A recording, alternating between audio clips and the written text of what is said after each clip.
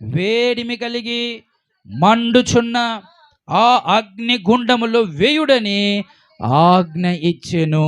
దేవుడు వీరిని హెచ్చించడానికి గల కారణం, వర్ధిల్లడానికి గల కారణం ఏంటంటే తెగింపు కలిగిన విశ్వాస జీవితం. హల్లెలూయా. ఏ విశ్వాస జీవితం? నామకార్థ విశ్వాస జీవితం కానే కాదు. ఏదో పేరుకు క్రైస్తవుడను, పేరుకు నేను విశ్వాసిని, పేరుకు బాప్తిస్మం పొందాను, పేరుకు నేను సంఘానికి వెళ్తాను, పేరుకు నేను విశ్వాసిగా ఉంటున్నాను, పేరుకు నేను జీవిస్తున్నాను, నామకార్థ క్రైస్తవుడు కానే కాదు వీళ్ళు. తెగింపు కలిగిన విశ్వాస జీవితాన్ని కలిగినటువంటి భక్తిపరులు కనుకనే దేవుడు హెచ్చించాడు వాళ్ళని. హల్లెలూయా. ఉత్తూరుకనే దేవుడు హెచ్చించలేదు, ఉత్తూరుకనే దేవుడు వారిని వర్ధిల్ల చేయలేదు. కానీ వారిలో ఉన్నటువంటి తెగింపు విశ్వాస జీవితం, ఏది ఏమైనా సరేలే, ఎవరైనా ఏమన్నా అనలే, ఏ విషయంలోనైనా సరే నేను దేవుని పక్షాన నిలబడతానని దాని షడ్రకు, మేషకు, అబేద్నెగో అనబడుతున్న ఈ ముగ్గురు భక్తులు, ఈ ముగ్గురు స్నేహితులు తెగింపు కలిగినటువంటి విశ్వాస జీవితం. నీలో ఉందా తెగింపు? నీలో ఉందా తెగింపు దేవుని కోసం జీవించడానికి? నీలో ఉందా వీరు కలిగి ఉన్నటువంటి విశ్వాసం? ఏం తెగింపు అంటే కొంతమందికి తెలియదు. వారిని అగ్నిగుండంలో వేస్తామన్నారు. ఎక్కడ వేస్తామన్నారు? అగ్నిగుండంలో. ప్రియ సహోదరి, ప్రియ సహోదరులారా, రాజైన నెబుకద్నెజరు ఒక పెద్ద ప్రతిమను చేయించాడు, ఒక బొమ్మను తయారు చేయించాడు. ఆ బొమ్మకు ప్రజలందరూ కూడా వచ్చి ఏం చేయాలి? సాగిలపడి మ్రొక్కాలి. They have to bow down and worship the idol. ఆ బొమ్మకు మ్రొక్కాలి, ఆ బొమ్మకు సాగిలపడాలి. సంగీత నాదములతో ఆ దేశంలో ఉన్నటువంటి వారందరూ కూడా వచ్చి సాగిలపడి మ్రొక్కాలని దండోరు వేయించారు, అనౌన్స్మెంట్ చేశారు. అయితే ఈ ముగ్గురు మాత్రం మేము ఎట్టి పరిస్థితుల్లో ఆ బొమ్మకు మ్రొక్కము అని తీర్మానం చేసుకున్నారు. అలాంటి తీవ్రమైన విశ్వాస జీవితాన్ని కలిగి తెగింపుతో వారు ఉన్నారు. హల్లెలూయా, హల్లెలూయా.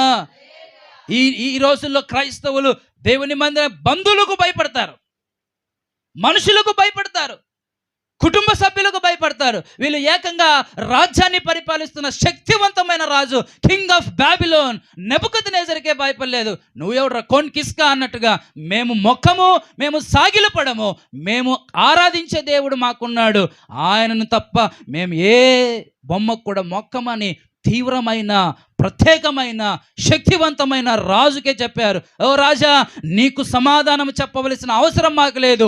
మేము ఆరాధించే దేవుడు మమ్మల్ని రక్షించడానికి సమర్థుడై ఉన్నాడు. ఒకవేళ ఆయన రక్షించినా రక్షించకపోయినా తీసుకుపో, మమ్మల్ని అగ్నిగుండంలో వేసేయి, మేము భయపడము, ఆ బొమ్మకు మొక్కము అన్న తెగింపు కలిగిన విశ్వాసులు వాళ్ళు. హల్లెలూయా, హల్లెలూయా.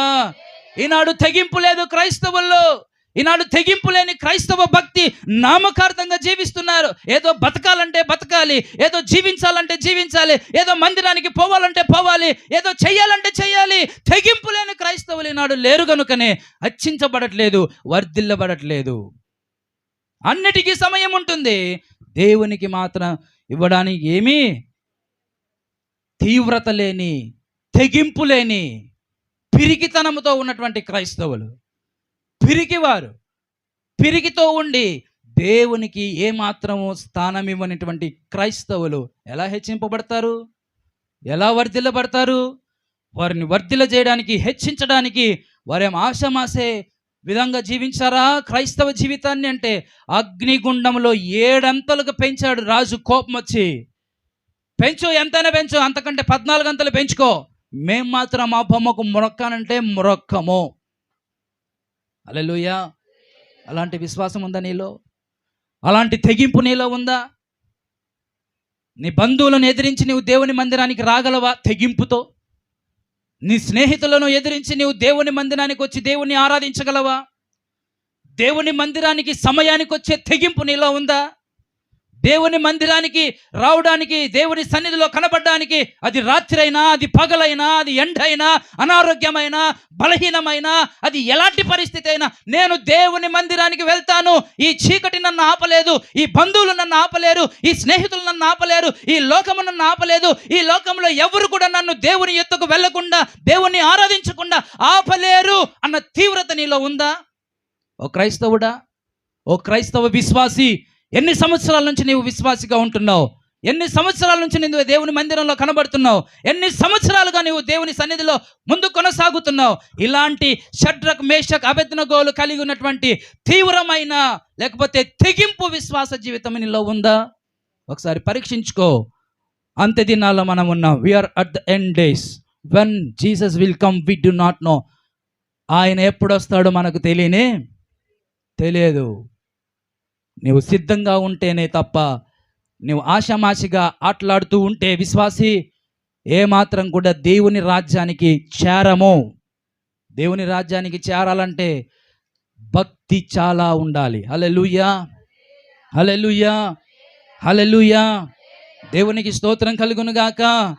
తెగింపు కలిగిన విశ్వాస జీవితం.